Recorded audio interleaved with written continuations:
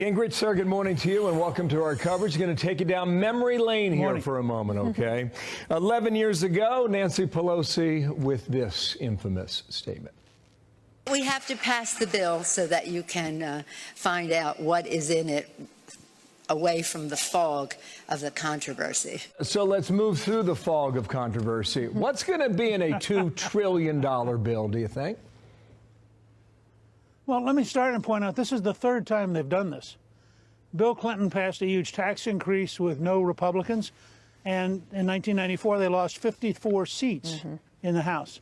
Pelosi and others rammed through bills with no Republicans, and in 2010 they lost 63 seats in the House. What the Democrats have now clearly decided is that they're going to go for broke on a radical agenda. They're going to do everything they can without any Republicans. And that means that they're going to own everything in the election of 2022. And it almost certainly guarantees that Kevin McCarthy is the next speaker and that the Democrats will, in fact, once again, for the third time, have thrown away control of the Congress. And it is only just a few seats, right? And actually, just even by redistricting, you could see Republicans picking up those 5. So you could see a big watershed in 2022. I also wanted to ask you and get your thoughts about what the Republicans have gone through this week to try to get through the vote on Liz Cheney's leadership position and also on Marjorie Taylor Greene and stripping of her committees that the Democrats and a few Republicans, 11 Republicans, voted for. Kim Strassel wrote this in the Wall Street Journal. This was a victory mostly in what it wasn't much about Ms. Cheney at all. It was instead the party sending a message that it remains a big tent and it isn't going to grant or revoke membership purely on fealty to one politician, Donald Trump. Just as important, it was the party stomping on the new Democratic and media strategy to cast the entire GOP as extremists and kooks. Newt, that is happening a lot in terms of the attempt to brand Republicans, all of them, as extremists. What do you think the Republicans need to do to push back against that? I think what the most need to do is focus on the facts. For example, Biden has nominated for the #2 slot at the Department of Labor a woman who in Washington State presided over $600 million being stolen largely by Nigerians through a cyber theft project on unemployment compensation. Making her the cover girl for the Democratic Party would be an example. And things that matter to people, I think the Democrats are in deep, deep trouble. They're not going to scare the country about QAnon, but the country should be scared that the admiral in charge of the Strategic Command has said we need to shift from deterring nuclear war to understand that a nuclear war is very possible. This is an article he wrote just this month in the Navy Proceedings. There's a dangerous world out there. It ain't the world of QAnon. We're told we can't build a wall to protect America, but we're going to build a wall around the U.S. Capitol to protect the Capitol from Americans. I think the Republicans have lots of good issues, and they just need to ignore the tripe.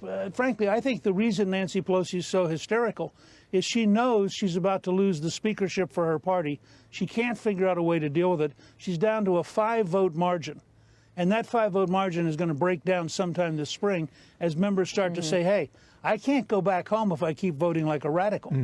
And at that point, McCarthy will be the functional leader of the House. Third topic, last topic. This is gaining some steam. Alexandria Ocasio-Cortez throughout the week has talked about her life being in danger on the 6th of January. You chuckle there. She's been on Instagram making her case time and again.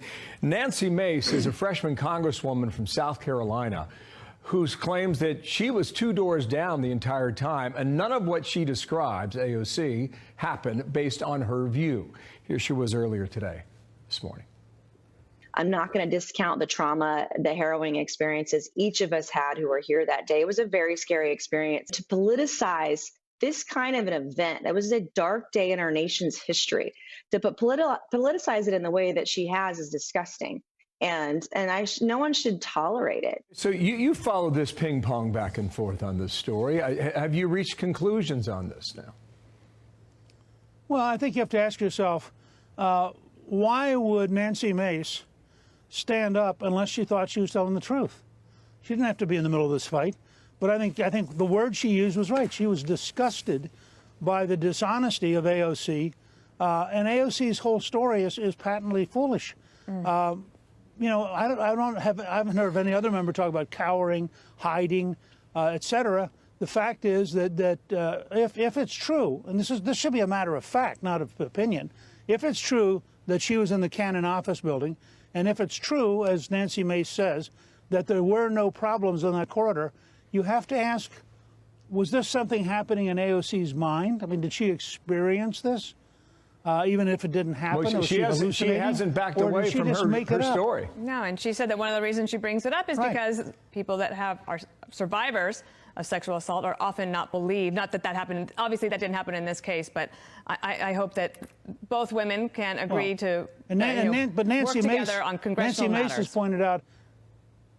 Look, Nancy Mace has pointed out that not only is she a survivor of rape, but she actually led a program to help women cope with and come to grips with it. So I don't think Nancy Mace is going to give her an inch. No, of course not. And I think in this particular contest, AOC shrinks and Nancy Mace gets bigger. No. They're 2 doors down, so let's hope they make good neighbors. Yeah, Newt Gingrich, thank you.